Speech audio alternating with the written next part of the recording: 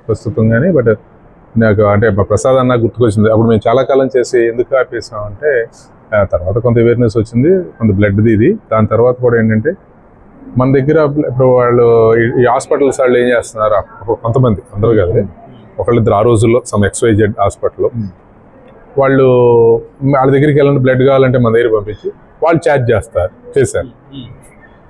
Hospital మనమేమో ఫ్రీగా ఇచ్చాము, వాళ్ళేమో ఛార్జ్ చేశారని అట్లా చెప్పేవాడు.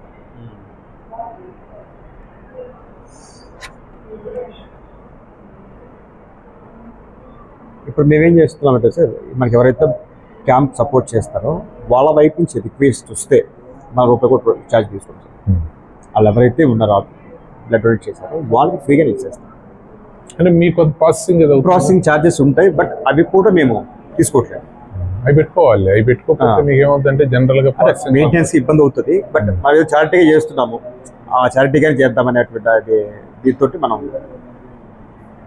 అనేది జనరల్గా ఏంటంటే కొంత మీకు ప్రాసెసింగ్. ఇప్పుడు ఇక్కడ లయన్స్ క్లబ్ పెట్టారు కదా, నేను లయన్స్ క్లబ్ లో ఉన్నాను. Okay, Lions club blood bank పెట్టారు కదా, గవర్నమెంట్ కూడా ప్రైస్ డిసైడ్ చేస్తుంది, వాళ్ళు కూడా తీసుకుంటారు.